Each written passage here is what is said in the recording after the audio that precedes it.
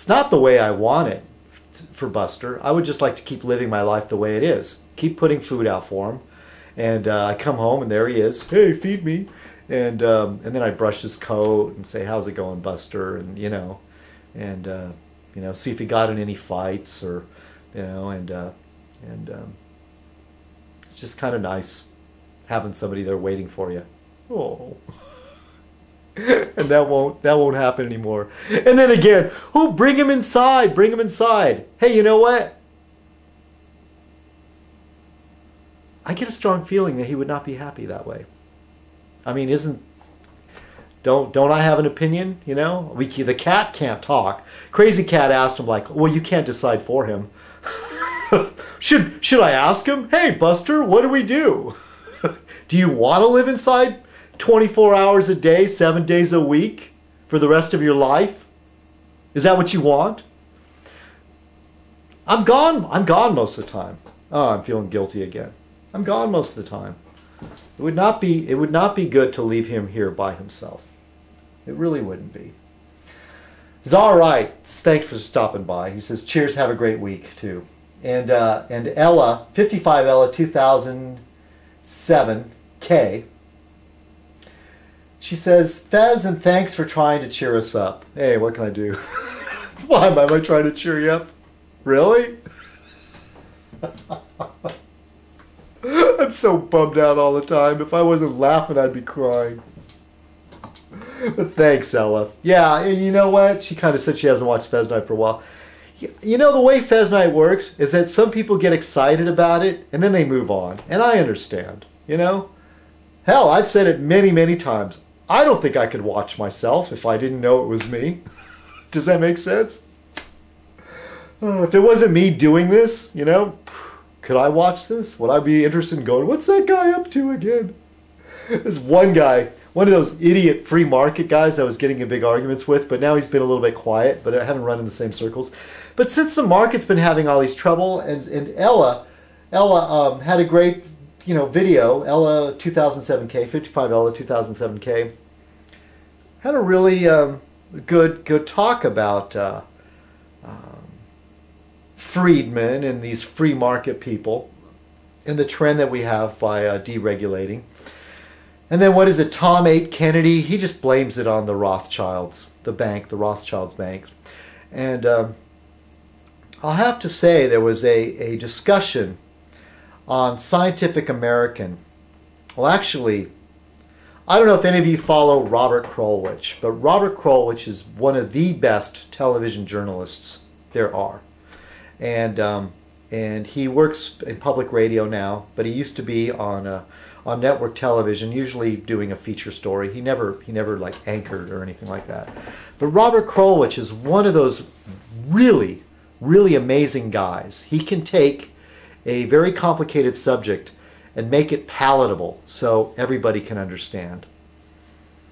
And one of the he gave a commencement speech or whatever, the speech that you give to a graduating class at some university for technology. I want to say MIT, but I could be wrong. But it was a university that dealt with science. And he talked about the story, okay? He talked about some of you are graduating and you're getting degrees in these certain areas of science. And then you're going to go home, and then somebody that's not knowledgeable in science, doesn't know the vocabulary, doesn't really take an interest and go, whoa, what were you studying? And you're going to feel like not giving them a real answer. And he went on to say, it's important. And I don't want to go into details over the whole story, but he compared Isaac Newton to Galileo. Galileo wrote in an everyday language. He wrote in Italian. He wrote it so people could understand. And that's what got him in trouble with the church. Because he talked about the Earth not being the center of the universe, that actually the Earth, orbits the sun, etc. Got him in trouble with the church. And he wrote it in everyday language. Whereas Sir Isaac Newton didn't care about the unwashed masses, didn't care what they thought, didn't want to be bothered by neophytes asking him questions. And so he wrote in the most complicated manner, and also in Latin, by the way. And Robert Krulwich said, look, you have to bring science. You have to tell the story. You have to make it interesting. You have to tell people what you're doing. Because in the world, in the United States, in the world, is that, and the woman that should not be mentioned was trying, because she teaches this stuff. She teaches argument and analysis. And sometimes she tries to help me to sharpen my argument. And I'm not getting it. I'm fighting her. I'm like, what do you mean? That's perfectly clear to me. But she's like, trying to fine tune it. And it's escaping me right now what she was trying to tell me. But I said that in society, one story carries as much weight as the other story.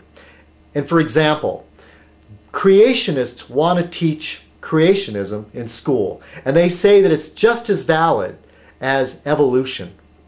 It weighs the same. It's just as valid. It should be given equal time.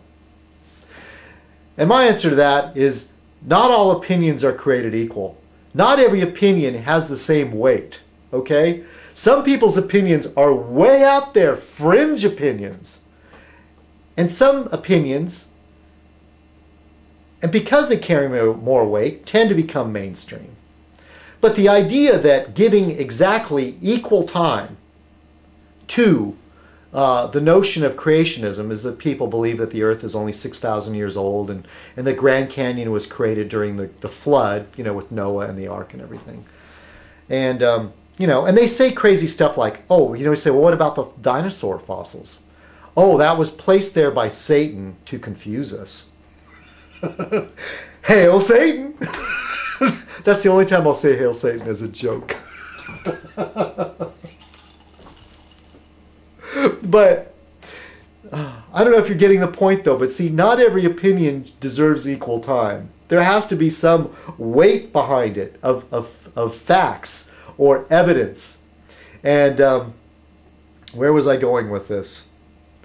But I wanted to say that that in conspiracy theory, this is I'm going around back to the point. When people believe in conspiracies, the story is much more clear-cut and much more interesting. It's sort of like, rather than this whole bothersome idea of, and it's boring, protein, atoms running around and then forming amino acids on volcanic rocks, subjected to heat and different types of chemical outside stimuli, eventually creating amino acids, and those amino acids then somehow grouping and becoming like some sort of like simple single cell animal, and that single cell animal going along and joining up other single cell animals and floating through the water, eventually becoming a fish, and that fish crawling up on land. That's not such an engaging story. But to say that God separated the land from the sea, it's like poetry.